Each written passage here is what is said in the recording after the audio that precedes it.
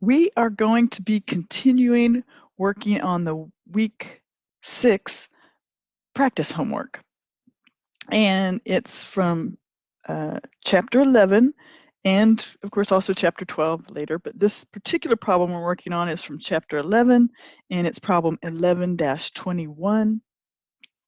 And so with this problem, we've already started it in the last video and now we're going to finish it up, and we are doing a return on investment and residual income problem.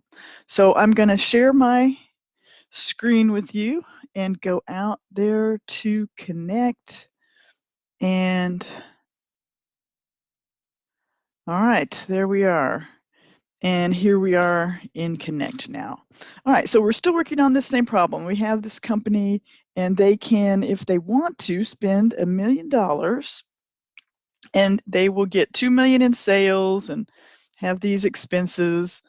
And when we did the ROI problem, right, we came up with this ROI that is not bad for the product line by itself, 16%. And for the next year, it would drop the ROI of the division a little bit, but it's still at 19.2. So it's really not a bad project. It's just that this guy who runs this particular one division, Dell, is not going to want to do it if he gets paid based on ROI. Okay, but the company should want to do it because it would increase the overall ROI, right? The company's right now is at 15. So we have this problem with this responsibility center that has an opportunity that they're not going to take because of how we compensate the manager, right? So what if we looked at a different way of compensating the manager?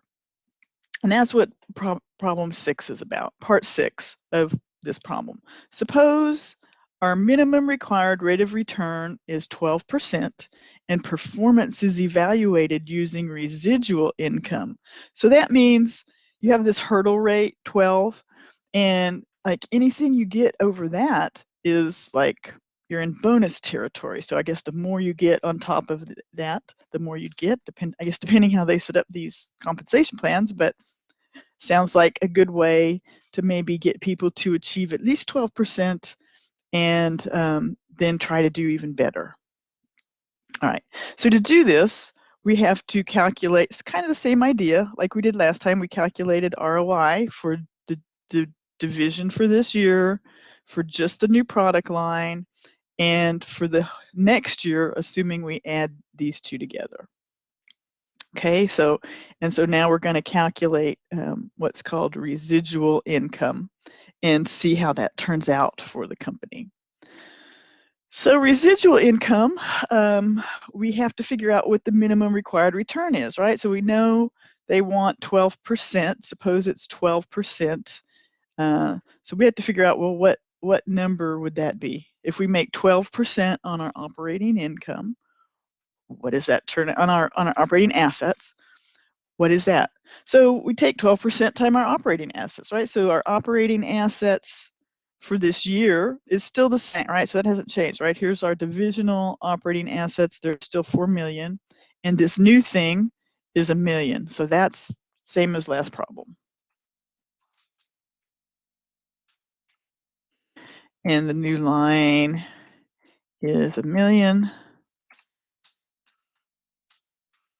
And of course, next year, that would be 5 million. Right? And so the minimum required return is 12%. So we multiply each of these by 0.12. So 4 million times 0.12 ends up being 4 million times 0.12 is 480,000. And 1 million times 0.12 is 120,000. And 5 million times 0.12 is 600,000, right? Okay.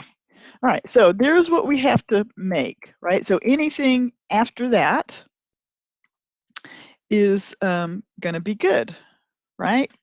So 480 is the minimum required return on our 4 million worth of assets.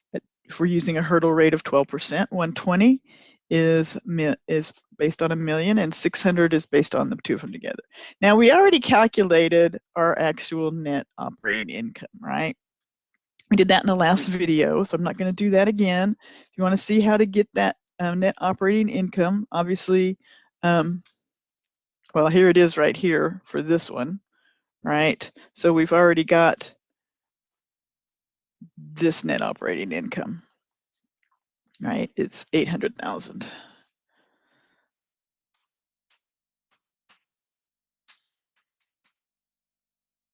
And we calculated the net income for this one, right? It was over here, sales minus 60% of sales, which was $1.2 million equals contribution margin of 800 minus these fixed expenses of 640 left us with 160,000. Right, so we already calculated that. So, right, and of course you add 800 plus 160,000, and you get 960,000. So there's our net incomes, right? And that's, already knew that. All right. So if you take the difference between these, right, 800,000 minus 480,000, that's your difference. So I guess we'll just rewrite that under here. We'll just take this line here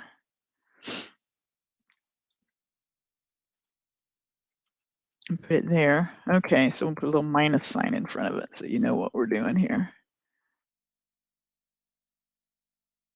All right, so that's our residual income, right? So 800,000 minus 480 is equal to 320, right? 160 minus 120 is 40,000. And 960 minus 600,000 is 360,000, or just, add those two up.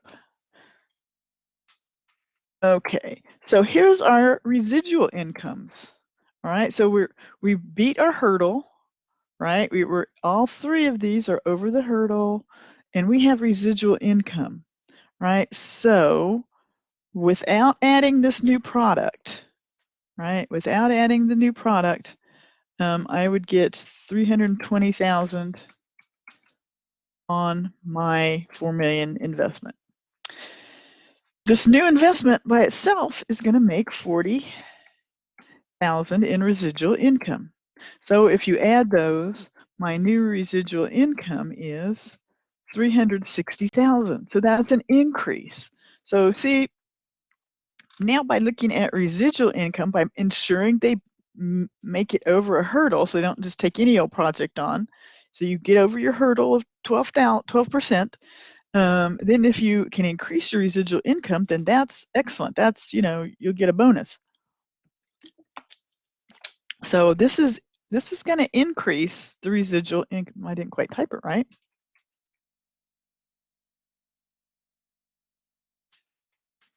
Okay, that's more like it, 360,000. So would I rather make 320 or would I rather make 360? Oh, I get a percentage increase for every dollar over the hurdle. I'll take the 360, thanks, right? So that's the answer to this one. What are you going to do if you're Dell?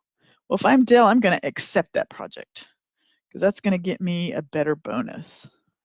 Okay, so lesson learned. People do what you pay them to do. So when you create your compensation plans, be careful about what you choose and what metrics you go by to reward people. So with that, we're going to stop this video and we'll go on to the next problem on the next video.